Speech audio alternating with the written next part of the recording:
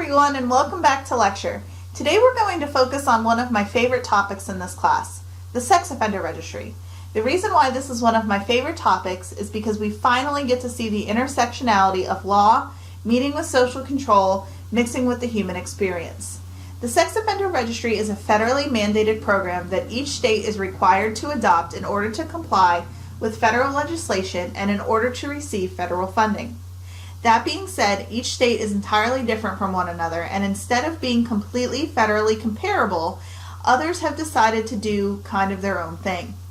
Today we're going to focus on sex offender registration and notification legislation, otherwise known as SORN laws.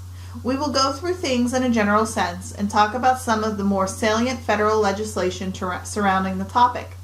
We will also discuss the impact of life on the registry for registered sex offenders, and we will finish the lecture by exploring the Texas State Registry website.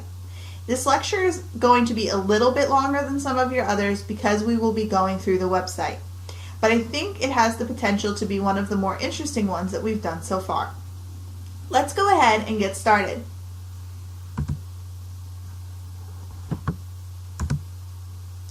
The sex offender registry as we know it looks radically different than the way that it used to look. Sex offender registration is not a new concept, and we see the first versions of the registry existing all the way back in the 1940s and 1950s in California. These were called the sexual psychopath laws and were aimed towards those individuals convicted of sex crimes in the state at that time. Much like what we will discuss throughout today's lecture, these laws stem from several high-profile crimes that happened largely in the San Francisco area at the time. These laws were reactionary in nature and focused on the actions of a few, but ended up resulting in the supervision of many. The California efforts ended rather quickly and never blossomed into the registry as we know it in the traditional sense today. Instead, what you saw was simply a lack of technology being able to better help facilitate the ease of access for the registry. There were no computers to help with record keeping. There was a difficulty in trying to access information across jurisdictions, and this was never something that was made available to the public. All of the information on the initial registry was only made available to law enforcement agencies. Later on in the 1980s and 1990s, what we saw was a revival or a resurgence of sorts of sex offender registry efforts. But it is not until the mid-1990s when we really see the sex offender registry explode and take the current form as we see it today. So we really need to first address what the sex offender registry actually is. As you see on the screen, the header of this slide states that sex offender registration and notification is actually a two-part process. Sex offender registration and notification, or SORN laws, allow for states to collect information on sex offenders living in a specific area and provide that information to the general public. Registration means that upon receiving a criminal conviction for a sex crime, the individual has to register as a sex offender. This means checking in periodically with law enforcement, letting law enforcement know your residency information, driver's license information, and general characteristics such as gender, height, weight, race, age, and all of that relevant information that could serve as identifying factors for you. That information is being posted to the state's online registry website, and the general public can access that information. This is the notification aspect of SORN. Later on in the lecture, we're actually going to visit the Texas Sex Offender Registry website, and we're going to look at the information that can be found there. We will be going through the process of self-notification later on in this lecture. Some states require that sex offenders individually introduce themselves to neighbors or people that live in a certain vicinity of the sex offender's residence. Other states will do the notification for the sex offender by putting this information on websites or for allowing publication of the information in things like newspapers. Notification really means different things in different places. When we talk about SORN legislation, we're really talking about things that begin at the federal level and that allow for individual state interpretation of how they want their registry to look. But in the early 1990s, what we saw was a series of high-profile sex crimes take place very similar to the ones in California in the 1940s and 50s. Largely, the 1990 crimes were against children, and these crimes resulted in a fast-moving panic that took over the country. The panic renewed calls for legislation to be implemented in order to let family members know who was convicted of a sex crime and who was living nearby them. These high-profile incidents resulted in the death and sexual molestation of 3 young children named Jacob Wetterling, Megan Kenka, and Adam Walsh. All 3 of these children have memorial laws that were passed in their names that aid in the development of the modern-day registry. Your book discusses the events surrounding each of these cases, but the one thing that I want to elaborate on is the case of Jacob Wetterling. You may have seen in the news in the last few years that Jacob's body was finally found after being missing for so many years. The book discusses that at the time of publication there was a suspect who had confessed, but that confession was contingent on the location of Jacob's body. In September 2016, law enforcement found Jacob's body in a field in Minnesota, finally allowing his family to place him at rest. These 3 cases were important specifically during the time period in which the registry was beginning to grow because they represent our worst fears. These cases all involved an abduction of sorts, an extreme style of sex offending, and ultimately the death of the child in question. While all of these cases were heinous in nature, they do not represent the norm of what a sex offender is. These are, again, the worst case scenario. Instead, they allow the promotion of the idea that sex offenders are high-risk individuals that pose a greater threat of reoffending than other types of criminals, as we discussed in the last chapter's lecture. The laws that you see on the screen, beginning with the Jacob Wetterling Act and ending with Adam Walsh, are all built around the idea that sex offenders need to be controlled at all times, or they will begin to engage in additional sex offenses. We're going to break down each one of these different policies and discuss how these laws contribute to the evolution of the sex offender registry as we know it today. The Jacob Wetterling Act was originally a Minnesota state law that went federal in 1994. The Wetterling Act basically was the original law that created the sex offender registry system and required individual states to come up with their own version of the sex offender registry. This task was given to the state attorney general and required that certain pieces of information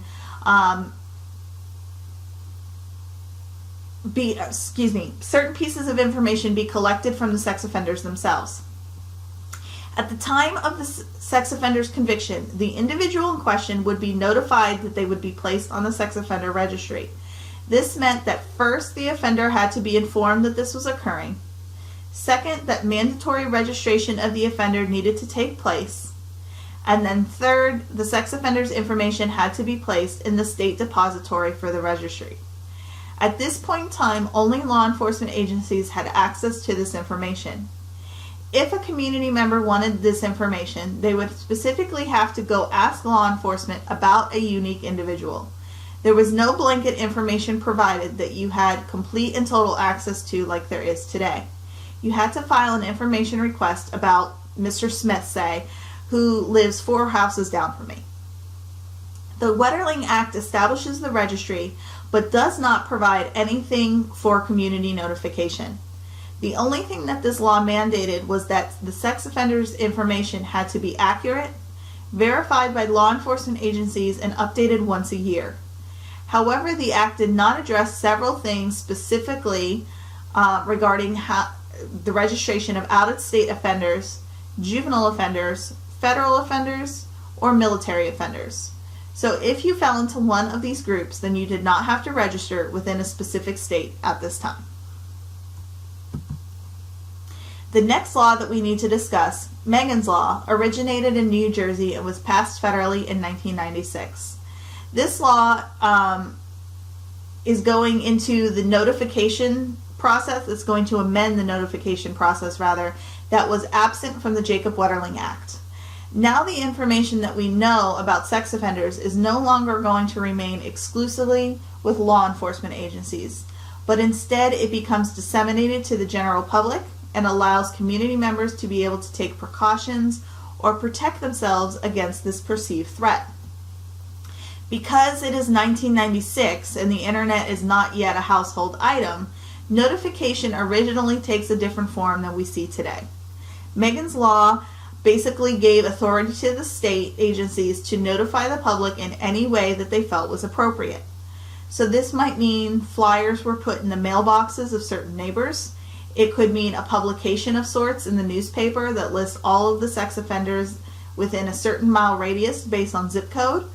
Or, as we've seen in some states, it could mean a sign in the sex offender's front yard notifying the community that a sex offender lives in this exact house.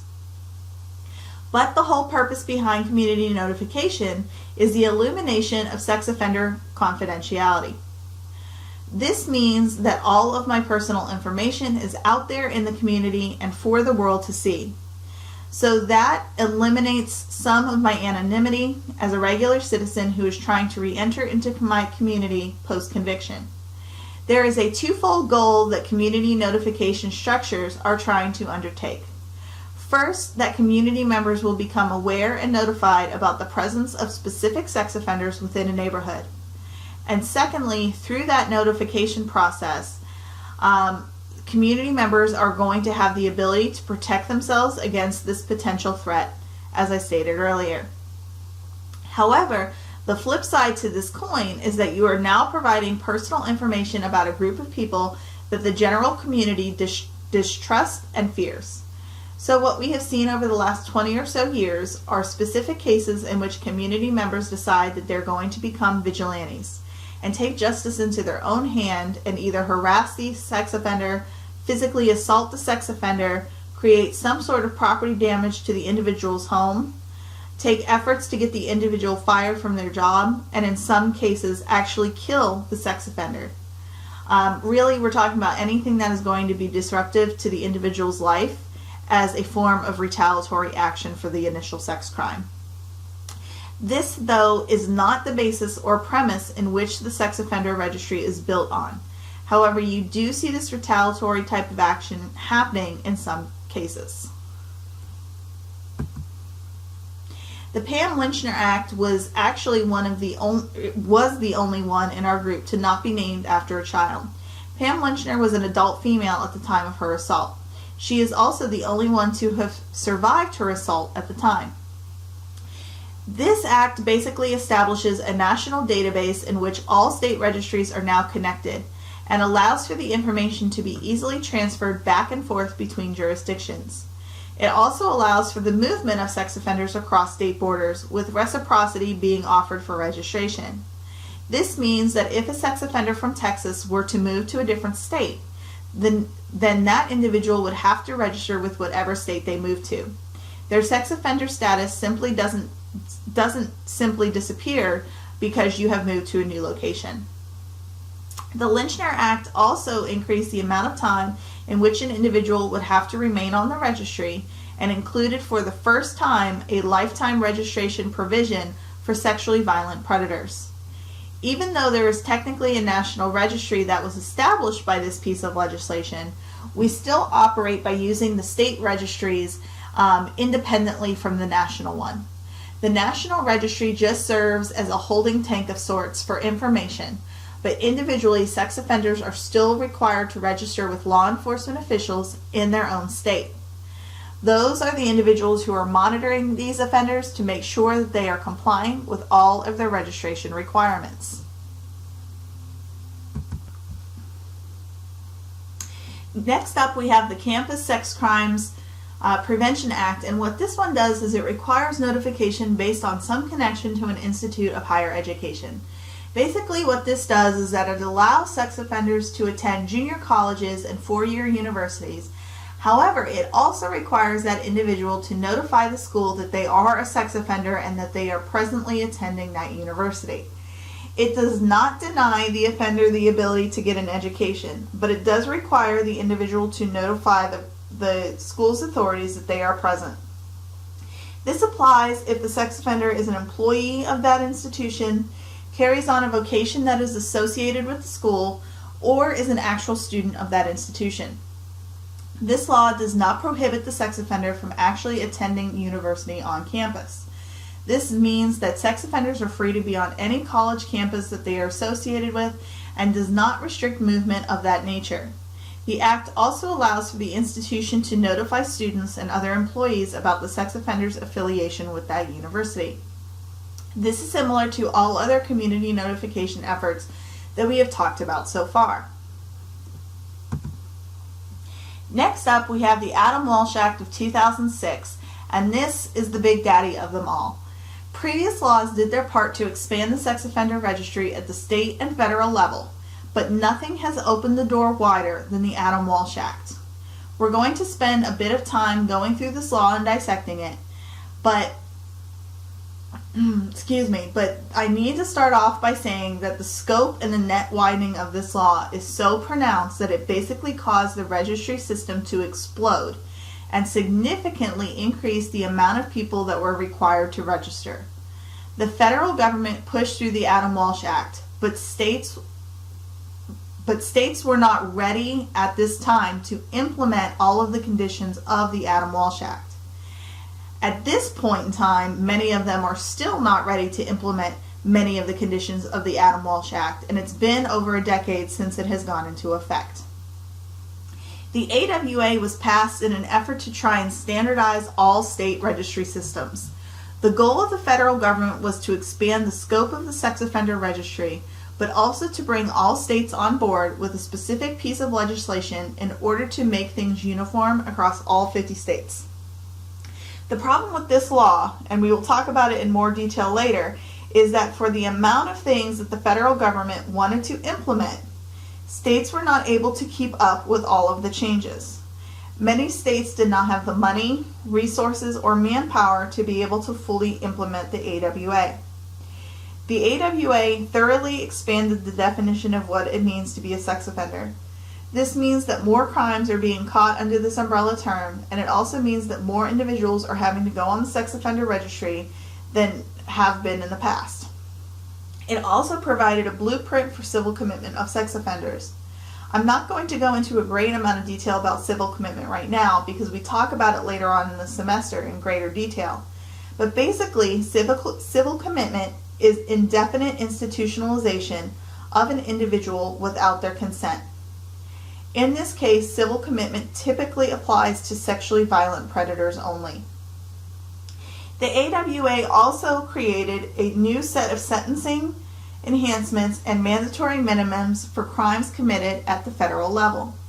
When we're talking about sex crimes at the federal level, typically we are always talking about child pornography, but it could also mean things like sex trafficking as well. Following along with federal sex crimes, the AWA eliminated any statute of limitations for federal sex crimes as well. The AWA also changed the rules when it came to annual registration and increased the frequency in which sex offenders would have to register with the state. It also increased the amount of information that was needed to be provided to law enforcement agencies. This does mean DNA in some cases, but it will always mean fingerprints, photographs, and a confirmed valid identification for the internet website. And finally, the AWA mandated that sex offenders check in with law enforcement in person rather than simply mailing in their registration like they needed to do in the past. At this point, you may be thinking about the logistical changes that this law requires. Think about how many sex offenders there are in the state of Texas. And if they're all coming into their local police department or sheriff's office for their annual or biannual check-in, that's a lot of man hours dedicated to only keeping this information up to date in the system. And it's about to get a little more complicated as we continue to break the AWA down. The other thing that the AWA does is that it tightens all of the loopholes that existed in previous versions of federal sex offender registry legislation. Previously, we mentioned that military offenders, juvenile offenders, out-of-state offenders, and others would be exempt from registration purposes.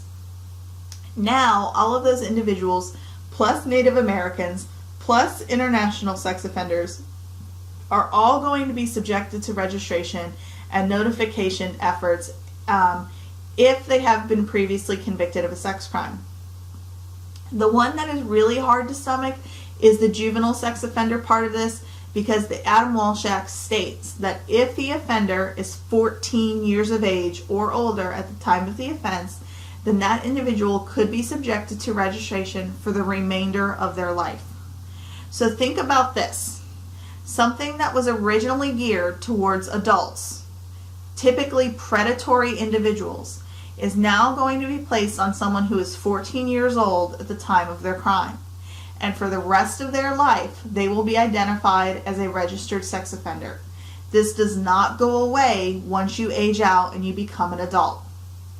So for the rest of my life, I will be known as a registered sex offender for something that I did at 14 years old with very limited ability to ever remove myself from the registry.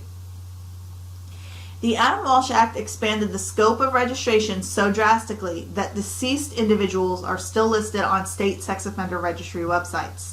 That shows you that even death cannot remove you from the registry.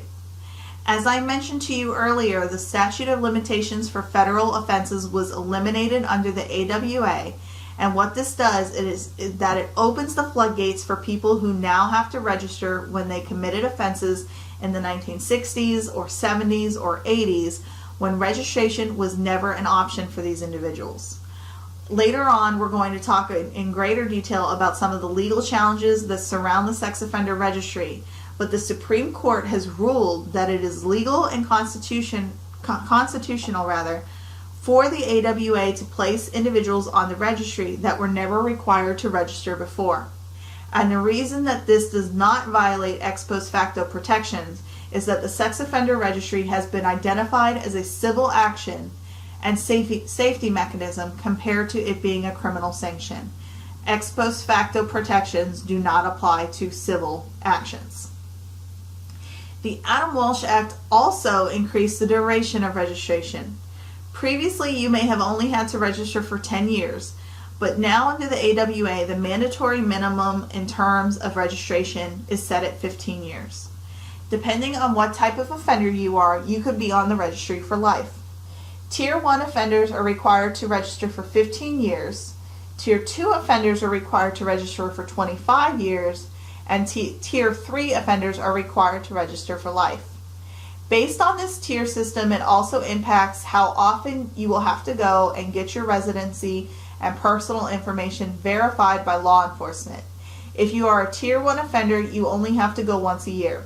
Tier 2 offenders go biannually, and Tier 3 offenders go every 3 months. Based on registration time periods, you can tell that Tier 1 offenders are the least risky, and Tier 3 offenders are the most severe or most serious type of offender that is on the sex offender registry. States that have adopted the AWA, Tier 1 offenders are known to law enforcement only, but are not required to be on the publicly available sex offender registry website. So there is no notification requirement that is associated with low-level Tier 1 offenders. Tier 2 and Tier 3 offenders are known to both law enforcement and the community, as they are required to be on the registry website. The federal government mandated that states put the AWA Act into effect as quickly as possible. The problem with this mandate is that the AWA was so expensive for states to implement that many states simply took the yearly cut in federal funding rather than having to implement the AWA, because that was the more cost-effective option. Only a handful of states are in full compliance with the AWA, and only a handful more are in partial compliance with the AWA. So even though the federal government's intention was to have a uniform registry system across the board, that clearly did not happen because of the amount of things that were trying to be implemented in just one law. It was too much, too soon, and it was too overwhelming for the states to take on, so they simply chose not to. There are some specific concerns and criticisms that are associated with SORN legislation and the AWA in particular. Some of these have already been addressed, and some we need to go a little further with. First, the idea of net widening. As we have already mentioned, the AWA pretty much blows the door wide open in terms of who has to register, how long they have to register for, and limits the ability for these individuals to ever be removed from the sex offender registry. These net widening efforts are somewhat counterintuitive because it makes it seem as though there are more sex crimes occurring, but in reality, it's just causing more sex offenders to be placed on the registry for things that may have happened decades ago.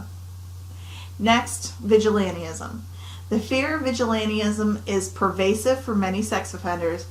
They believe that because their address is open to the public, then vigilantes can find them and either kill them or force them to suffer in some way. Even though it does not happen regularly, there have been cases of community vigilantism in the last few decades, as I mentioned earlier in this lecture. We also have to address the negative impact that SORN legislation has had on the lives of those registered. This is one of the areas in which some individuals say, who cares? They're getting what is coming to them. But I am about to tell you why you should care. When a sex offender's information is posted for everyone to see, the result can be the loss of association with family and friends and the loss of employment. This massive social sanction is placed on sex offenders through the implementation of SORN. But more importantly, research shows that when a sex offender loses social support, feels ostracized and alone, and is labeled as a sex offender, then they are more likely to recidivate than someone who has not experienced these things. Community reintegration of convicted sex offenders is a major focus of corrections today. This correctional goal is greatly impeded when the offender is publicly stigmatized by SORN policies. So now when reintegration is compromised, recidivism once again increases in likelihood, and so does the possibility that sex offenders will return to prison, costing us more and more money for incarceration costs. Next, SORN legislation impacts consensual sexual relationships between teenagers. In most states, the age of consent is 18, as you may remember from earlier in the semester when we briefly discussed statutory rape. The problem with SORN legislation is that it does not allow for consensual sexual relationships between two teenagers if one is under the age of 18. Some states do have Romeo and Juliet clauses that mitigate the severity of the criminal charge and that the adult in the relationship may face. What SORN legislation does not do is eliminate the need for registration in all states. So I could be in a consensual relationship with my 17-year-old, 364-day-old boyfriend, and today our relationship could put me on the registry for years. And tomorrow, when he turns 18, everything is fine and legal. SORN legislation is subjecting people to years of registration for what is a consensual relationship between two individuals who desire to engage in this behavior. There is no force or anything else occurring besides the consensual sex, and now I'm on the registry for something that the registry was not meant for. Again, this does not happen everywhere, but it is a problem in some states. Another issue with SORN is that it creates a false sense of security for members of society. Many believe that the existence of sex offender registries acts as a deterrent for sex offenders. Members of the community must utilize information on a registry to protect themselves and loved ones. However, researchers suggest that many community members never even access their state's registry website. Today we will be accessing the Texas State Registry website, and perhaps this might be the very first time that many of you have been on the website yourselves. Community notification was set up as a public safety tool or mechanism for community members to be able to access this information. But research suggests that many people are not doing what the state intended for them to do. Very few individuals are proactive enough to go on the registry website, look for offenders in their area, and then take actual steps to protect themselves from this perceived threat. We have actually discussed this very last criticism that suggests that SORN legislation is having an unintended effect on sex offenders. Through labeling theory, it is suggested that individuals who are labeled, usually through formal convictions, are likely to internalize that label and begin to act in ways that are consistent with that stigma. The label of sex offender brought about by both the conviction and the subsequent registration notification could spur sex offenders to recidivate. If the registry is meant to be a deterrent and is meant to control the behavior of these individuals, then labeling theory is suggesting that the exact opposite is possible. In addition, unintended consequences of SORN legislation could take the shape of problems with suitable housing, steady employment, harassment, weakened social relationships, and much more. Your book goes into great detail about the different research studies focused on SORN's impact on the daily lives of sex offenders. Before we get into our exploration of the Texas State Registry website, I want to just spend a small amount of time focusing on some of the research that has been conducted, evaluating the effectiveness of SORN legislation. This is a tricky one because for researchers, you always want to try and find data and analyze it and come up with results that are going to prove something to be effective. If we're spending time, money, resources, and manpower trying to implement a policy, the hope is that the policy is effective and it's doing what it's meant to achieve. The greater body of research surrounding SORN legislation suggests that SORN legislation does not work. It is not effective. You see here on your screen one specific study conducted by Vasquez, Madden, and Walker from 2008, and this is one of the only studies on record that shows that SORN legislation has a tiny impact on the reduction of rape incidences in 3 states. The problem with this study is that it only evaluates rape and does not look at any other types of sex offenses. It also focuses on 3 states in which sex offender populations are small. In California, where sex offender populations are high and the state is diverse in terms of ethnic background, you actually see a statistically significant increase in the incidence of rape across the state from the study. California is one of the states in which the AWA is near full completion in terms of compliance. Many other research studies do not share in the initial findings that Vasquez and colleagues report in terms of a statistically significant decrease in the incidence of rape post-implementation of SORN legislation. Research that seeks to determine how effective sex offender registry and notification policies are at curbing sex offending has raised serious questions about the ability of SORN to reduce sex offending and recidivism.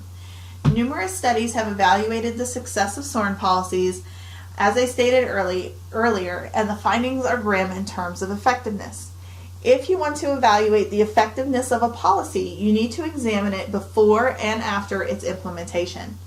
This is done through a time series analysis.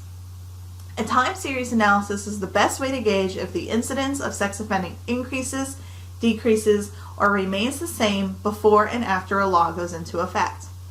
In 2008, Sandler, Freeman, and Socia conducted a time series analysis to evaluate SORN legislation in New York State. Basically, their findings are pretty consistent with the rest of the field of research in that SORN legislation has had no impact on the incidences of sex offending in the state of New York and elsewhere. The reason for that is twofold, and both reasons we have discussed earlier this semester. First, that over 95% of sex offenses are being committed by first-time offenders. And because of this, then SORN legislation is not going to have any impact on their behavioral outcomes. If you're not known to law enforcement and you're not on the registry, then the registry is not going to be able to curb any sort of behaviors that you might engage in. Secondly, as we know, sex offenders already have very low levels of recidivism. Therefore, SORN legislation is not going to have much of an impact on a group of people who are already not committing secondary offenses. These results are some of the more commonly acknowledged ones in terms of findings through empirical sex offender research. All right, so now comes the part of the lecture in which we are going to turn our attention to the Texas State Registry website. In a second, I'm going to pull up the registry itself, and we're going to take some time to explore the nuances of the registry and those who are required to register in state. All right, So as you can see here, this is the Texas Sex Offender Registry that is run and operated by the Texas Department of Public Safety. You can see the registry website up in my address bar, but if you just do a simple Google search for Texas Sex Offender Registry website, you will get here eventually. And I just want to point out a few things to you. So first, the function that we're going to use today is basically the search function. If you are interested, you can subscribe to the website and it will let you know about any big legal changes. It will let you know if there are new wanted sex offenders out there. And it will also let you know if anybody moves into your neighborhood, I believe. So if you want to do that, you're more than welcome to. So today what I want to show you is a few things. First of all, if you ever had any desire to, this download function would allow you to download every piece of information that comes from the Texas Registry website. I have tried it before. It comes to you in several zip files with an overwhelming amount of information. So unless you really need it for some sort of data mining purpose or something like that, it's really not worth your efforts. But it is available if you ever wanted to. On the side here, you will see that there is a national sex offender search function. We're not going to do that today, but if you're interested, you could do it yourself. And what that does is it basically links you into the National Sex Offender Registry website, in which you can look to see if a specific person has ties to other states or things of that nature. But today we're going to focus more on Texas, and specifically we're going to focus locally here in Tyler, and we're going to look to see who is located in this general area, go through some of the information that the registry website collects, and just sort of give you guys a general overview of what this website is all about. So the first thing, I want to scroll down a little bit for you guys. All throughout the website, you will see different criminal codes that talks about the creation of the registry website, how important it is to make sure that the information you receive is accurate and up to date. But also throughout the website, you will see many statements in which the state of Texas provides a legal disclaimer of sorts, in which the state cannot confirm the identity of a specific person other than through fingerprint or DNA means. And the reason for this is that if at any point in time you as an individual went on the Texas Registry website, you typed in a name and you found out that so-and-so is living 2 houses down from you. If you then took that information, walked down 2 houses and set that person's car on fire because you knew that was an individual who was a sex offender based on information that you got from this website, right? The state of Texas then releases itself from any legal liability. You use this for illegal purposes, and we have nothing to do with whatever you did with this information. The other thing is that what if this information is not up to date, right? So-and-so is listed as living 2 houses down from you. What happens if so-and-so moved out 6 months and then never went back and re-registered with the state of Texas? You have then just lit somebody's car on fire who is not actually the real sex offender. So it becomes a problem very quickly. So the rule of thumb is never to take any of this information from this website and do anything illegal with it. Not that any of you guys would, but it has happened in the past, so the state sort of gives themselves a legal out. So down here you just have additional resources and some of the same things that we saw above, talking about how the Texas Registry sort of stacks up with the AWA, as we talked about before. Texas is not a state that is in full compliance with the AWA. We are a state that allows for 10-year registration or lifetime registration. There is no in between. It's either 10 or for the rest of your life. And it's also, Texas is notoriously one of the tougher registry states to be able to get off of the registry, but there is a deregistration process in place here in Texas. But good luck. All right. So the last thing I wanted to show you is just down here. They do have a list of all of the top 10 most wanted sex offenders in the state. Normally these are individuals that have absconded or who are transient and we cannot find them. So their information is listed down here below. But the thing that we are most interested in today is the search function. So let's go ahead and start searching. Okay, so we have a few different options here. We can do it by map if we just want to look at a general area. We can look at the registrant if we know a specific person, right? Bob Smith, who I'm looking for, I could type in that information. Or we could do it by Institute of Higher Education.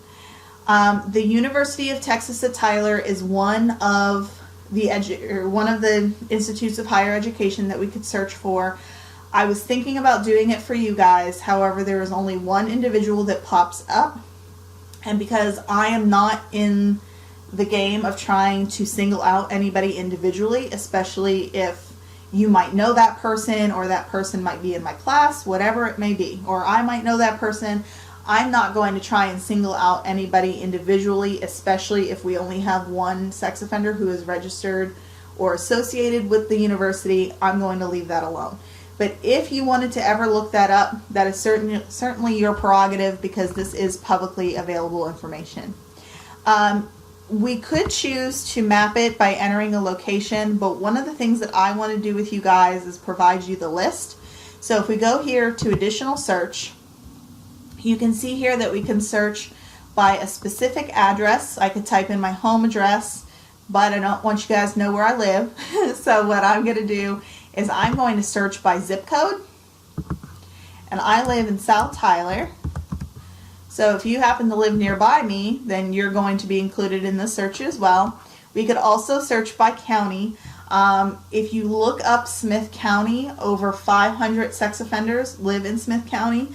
I'm choosing to do it by zip code today just because it's a little bit more manageable. So if we look things up by zip code, here in South Tyler in 75707, you see that 28 different results come up, and at a base level what you can do is excuse me, you see everybody's name here on the left, their birthday, their sex, their race, and their address. So you can see everybody who has ever been registered in the state of Texas. If you have somebody that is a relocation, that can mean one of two things. They have moved from their current location and have not re-registered with the state or with wherever they're living, right? So maybe they used to live in Tyler and they moved somewhere else and we don't have an address for them here, or they've moved to a different state entirely and are no longer being supervised by the state of Texas. So you can just scroll through here and see pretty much all of the same information as everybody else. So what I'm going to do is, we'll just pick a random one. Let's go with this individual. All right. So you can see here a few things. We have a name. We have a risk level. This is not a reported risk level individual. However, they are a lifetime registrant. Okay. It means that they have quarterly registration. So if you think about things from an Adam Walsh perspective, more than likely this is a tier 3 offender. All right. Based on the lifetime registration and the quarterly verification requirement. However, we are not in full AWA compliance, so we don't call them tier 3 offenders. A few other things. You can see sex, race, ethnicity, height, weight, hair color, eye color, shoe size, and shoe width. Some individuals will have that listed, some won't. It just provides you with as much information as possible to be able to get a correct identification of the person. Okay, so this individual's picture was first taken in 2008, and at the end of the screen, more than likely, we're going to see some more pictures. But 2008 was probably when his conviction took place. All right, so if this individual had different aliases, So I guess he goes by his middle name rather than going by the first name of Leonard. So this would be his middle name. It could be a potential alias for him. His birth date is listed, and then down here, what you see is that, again, we are off the hook. We cannot verify that this person is this person unless it's through fingerprint verification. So if you take any of this information and you do anything illegal with it, that's not our fault. That's on you. This is our job is just to provide you this information. Your job is not to do anything illegal with it. So you can see here that originally, his conviction or his initial registration happened in 2003 with Nacogdoches Police. His most current one was just in March of 2018. So very recent here. His address has been reported as valid. You can see where he lives. And then down here is a little bit of information about the offenses that he has engaged in, right? So what this really looks like is probably the same victim and just several incidences in which this person has abused the same victim. It seems to be as though they're all connected the same way. Oh no, never mind. Scroll down a little bit more and you will see that there is a different victim or a secondary offense. So what this could mean is that there are 3 victims. This could mean that one of the assaults happened when the victim was 15 and then later on again when the victim was 16, or this could mean 3 individual victims. Based on the sentence, 10 years probation and community service, community supervision, it does not seem to me as though this is going to be 3 different victims. It doesn't even look like this individual got any sort of incarceration time, so maybe they took a plea deal or something of that nature. But we know just a very limited amount of information that is associated with this individual and his offenses. Alright, so down here we see a few more different pictures over the years, and then we see something that is a little bit more recent up above. And generally all of these offender flyers are going to be the exact same for everybody else. And no matter who you look up, you're going to find very similar information. So we don't really need to do all of these. Obviously that's going to be way too time consuming. But you can just see here that of the 28 that are in the area, let's see.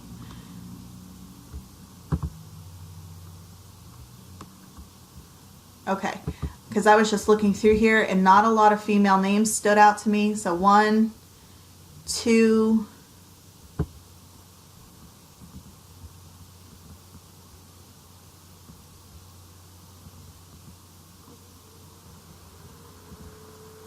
2 probably out of 28 individuals in this part of Tyler are female. So one of the things that we talked about earlier in the semester was that this was largely a male-dominated kind of thing, and those results sort of just show you that as well. Just something that randomly stood out to me. But you can go through here and you can kind of explore if you want to. All of this information is free and publicly accessible, so if you wanted to go through and look at some of the offenders in your area, you are more than welcome to.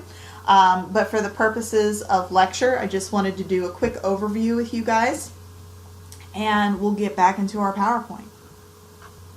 All right. So today, this lecture really focused on the creation and the expansion of SORN legislation at the state and federal level. As you can tell, efforts to make the registry stronger and more inclusive of different crimes is an ever-evolving goal of state and federal legislatures, even though research suggests that it is not effective at all in those goals of community protection and sex offender deterrence.